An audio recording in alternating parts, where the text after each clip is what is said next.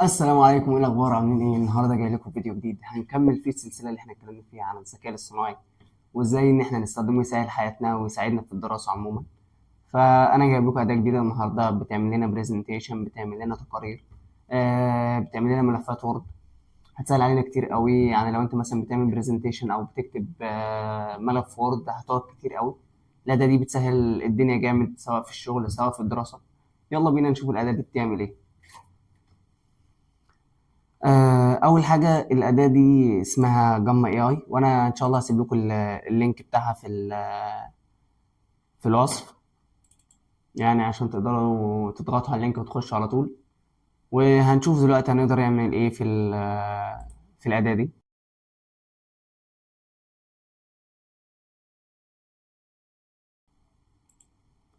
اول حاجه كده هنخش على جوجل ونبدا نكتب هنا جاما اي اي. هيظهر لنا اول لينك ده هندخل عليه. طبعا ان شاء الله انا هسيب لكم اللينك في الوصف عشان تخشوا عليه على طول. آه الاداه دي هتلخص حاجات كتير قوي. هتعمل لك برزنتيشن ممكن تقعد فيه ساعة أو ساعتين تعمله، لا أنت هتخلصه بكل سهولة وبالطريقة اللي أنت عايزها. المهم إن أنت تكتب البرومبت لل AI صح عشان يطلع لك النتيجة اللي أنت محتاجها بالظبط. دي طبعا الحاجات اللي أنا عملتها قبل كده. هو أنا أول ما دخلت هنا هو يطلب منك إن أنت تعمل تسجيل دخول، ممكن تعمله بجيميل بتاعك عادي. نيجي هنا كده، هو الأداة دي بتستخدمها بكريدت. كريدت دي لو خلصت بتبقى تحتاج بعد كده تعلى شوية وتخش باشتراك. هو بس بيديها لك عشان تجرب الأداة في الأول خالص. هاجي هنا مثلا أخش أنا على كرييت نيو، نعمل حاجة جديدة. عندنا هنا الموضوع متقسم لثلاث حاجات مهمين جدا. أول حاجة لو أنت عندك نص مثلا عايز تحطه تعمله بيست وتحطه.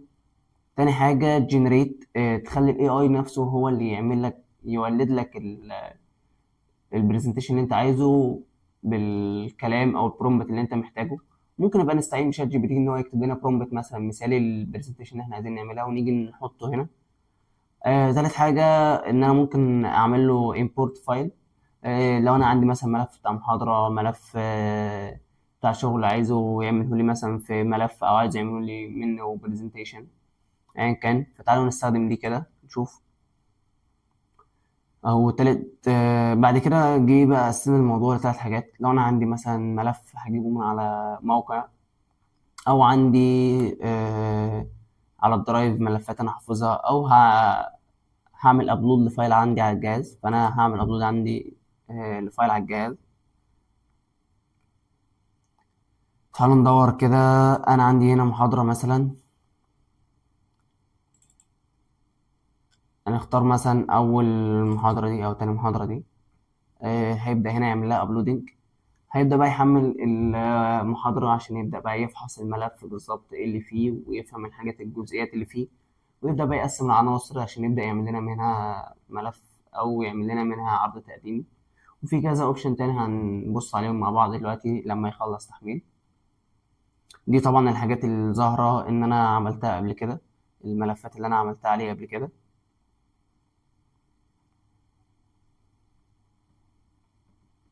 دلوقتي هو خلاص حمل، قرا الملف، الدنيا كل حاجة تمام. دي الحاجات اللي انا قلت لكم عليها. ممكن يعمل لي برزنتيشن، او ممكن يعمل لي ويب بيج، ممكن يعمل لي صفحه على الويب موجوده بالفعل. ممكن يعمل لي دوكيمنت زي ملف وورد مثلا، بدل ما اقعد اكتب كل الكلام اللي انا محتاج اكتبه ده. ممكن يكتب لي حاجه للسوشيال ميديا عموما. فانا اختار مثلا برزنتيشن، ويلا خلينا نكمل بس كونتينيو.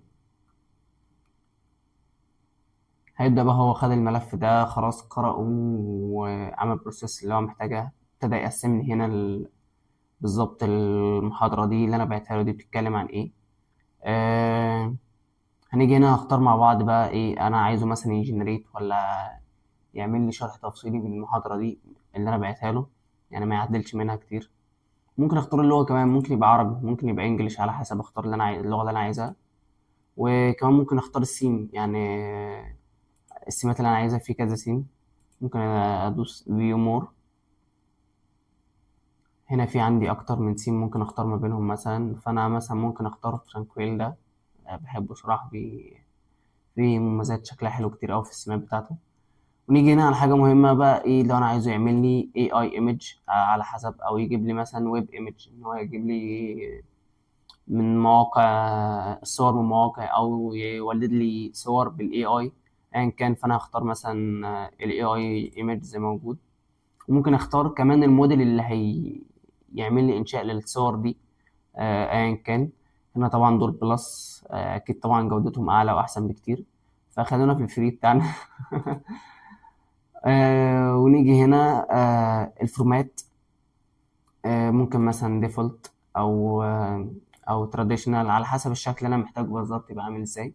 فانا هختار ديفولت عادي، مفيش اي مشاكل.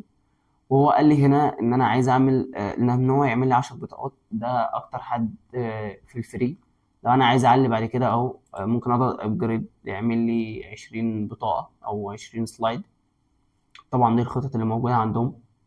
لو انت في فرصه او سماحيه او امكانيه ان انت تعمل معاهم اشتراك وانت بتستخدم الاداه على طول، فانا شايف الاداه هتبقى كويسه جدا صراحه. لا ومش كده بس، يعني انت في individual، في تيم، ممكن تعمل مع تيم، تعمل اشتراك مع تيم سواء سنوي او سواء شهري. وبالمناسبه ده مش سبونسر للاداء، انا بس حبيت اشارك الاداء معاكم، ان هي ممكن تفيد حد او تعلمه حاجه يعني، او تسهل عليه حاجه. فضغطنا هنا جنريت، هيبدا هو يعمل لنا البرزنتيشن اللي احنا طلبناه منه.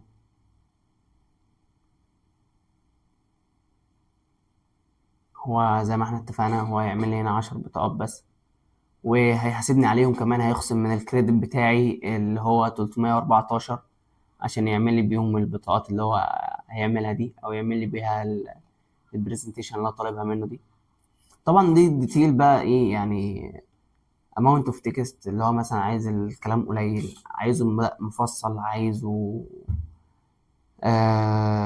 قليل جدا، عايزه كتير، على حسب بقى زي ما انا عايز. وزي ما احنا قلنا اخترنا اللغة. هو هنا دلوقتي بيعمل generating، بيبدأ ينشئ لي بقى الفايل اللي انا بعته، يخرج لي منه برزنتيشن عشان اقدر مثلا اعرض على الدكتور، او سواء مثلا مشروع تخرج، او الدكتور طلب مني تقرير مثلا عايز ابقى مختلف عن صحابي فاعمل حاجه شكلها حلو. هو هنا هيضيف لي صور كتير زي ما انا عايز، ممكن صور بالاي اي، او زي ما احنا قلنا ممكن صور من على موقع، او لو انت عندك صور بالفعل على الجهاز ممكن تعمل لها ابلود وتعدل فيها عادي. هو طول شويه، مش هو في العاده ما بيطولش، يعني هو ما بياخدش وقت كتير عشان هو يعمل لك اللي انت عايزه. وكل ما تكون انت واضح ودقيق، هو بيبقى بيطلع لك الحاجه اللي انت عايزها بالظبط. يعني المهم ان انت مثلا تكتب له برومبت واضح ودقيق ان هو عايز الحاجه دي بالشروط دي بالظبط كده. ممكن تستعين بشات جي بي تي زي ما احنا قلنا. هو دلوقتي بدأ ينشئ البرزنتيشن، ابتدى بقى يعرفني إيه اللي موجود فيها، ومقدمة عن ايه، واسم الدكتور، وحاجات تانية كتير. هيبدأ هو دلوقتي ينشئ 10 بطاقات زي ما احنا اتفقنا معاه. وده السيم اللي احنا اخترناه. وهو هنا جاب صور من المحاضرة، وهيبدأ كمان يضيف لي صور من عنده بالاي اي. يعني دي ميزة فيه، ان هو ضاف لي صور في الملف، وكمان هيضيف لي صور جديدة اضافية من عنده توضح الموضوع اكتر. ممكن استخدمه كمان ان انا اعمل بيه ملخص. يعني اجيب المحاضرة ارفعها له، وهو هيجيب النقط المهمة بس، عشان انا مثلا اركز عليها او اذاكرها. دي الصور، هو الصور دي كلها مش موجودة عندي، هو بدأ ينشئها وجاب لي بدلها.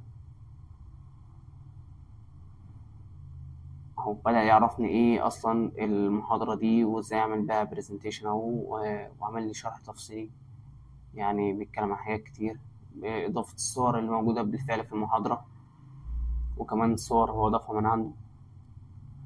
وبدأ برضه ايه يشرح لي ملخص كده عن كل حاجة، لأن احنا طلبنا منه إن هو يعمل برزنتيشن. والمعروف إن البرزنتيشن يعني مش بيطول ومش بيحتاج كلام كتير، بيحتاج بس نقط معينة كده يتكلم عنها. طبعا لو أنا عايز أغير الصور دي مش عاجباني شكلها وحش، ممكن أغيرها بكذا طريقة. هو مثلا ممكن انا الصورة دي مش عاجباني خالص، فممكن نضغط هنا نختار الصفحة دي، ونيجي هنا طبعا لو انا عايز اعدل في التكست، اعدل في الفونت يبقى قد ايه. نختار هنا الصور، مثلا لو انا عايز احط صور او اغير صورة، او ممكن مثلا احط فيديو زي ما انا عايز. فخلينا مثلا اغير الصوره دي عشان الصوره دي مش حلوه خالص، فهقول له مثلا بالاي اي اعمل صوره جديده بالاي اي. هو ابتدى ياخد البرومبت لوحده اهو. لو انا عايز اعدل حاجه في البرومبت ما عنديش مشكله، ممكن اعدل عادي. واختار الموديل كمان اللي هينشئ لي الموضوع ده. وهو بيعرفني هنا ان هو هياخد مني 6 بطاقات على الصوره اللي هيعملها لي دي. فخلونا يلا نشوف مع بعض. انا دلوقتي طلبت منه ان هو ينشئ صوره يحطها هنا. هو كان المفروض اعملها تحت بس هو طلع فوق، يعني عادي بقى. انت تحدد بس الصفحه اللي انت محتاج تغير فيها الصوره او محتاج تضيف فيها الصوره. انت ممكن تعمل ديليت وتشيل الصوره. او دلوقتي هو عمل لي صوره جديده. ممكن لو مش عاجباني اقول له ارجع عيد اعمل لي الصوره دي تاني. دلوقتي هو عمل لي الصوره دي معموله بالاي اي وبالنموذج اللي انا مختاره. وهكذا ممكن ابدا هنا اعدل، مثلا اكتب اي حاجه، اكتب اسمي مثلا عشان اقول مثلا اسمي كذا في البحث او في البرزنتيشن، او اسم التيم لو احنا عاملين مشروع مثلا. الحاجه المهمه بقى والاخيره ان انا ازاي اخرج الكلام ده، ازاي انزله عندي. طبعا في الاوبشن التانية كتيرة ممكن تجربوها، انا بس كنت بديكم نبذة عن الاداة وازاي تستخدموها مثلا. فاجي هنا على شير مثلا واجي على اكسبورت. ابدا بقى ممكن انزلها بي دي اف او انزلها باوربوينت او انزلها جوجل سلايدز، او ممكن اخرجها كل بطاقه لوحدها بصوره. اول ما اضغط كليك هنا هيبدا التنزيل عندي على الجهاز.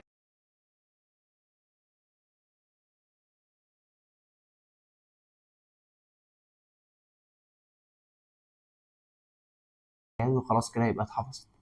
وبكده يكون وصلنا لنهايه الفيديو. لو عجبك الفيديو ما تنساش الاشتراك، عشان اغلب الناس اللي بتتفرج على الفيديوهات ما بتعملش اشتراك. ما تنسوش تدعمونا بلايك. والسلام عليكم ورحمه الله وبركاته.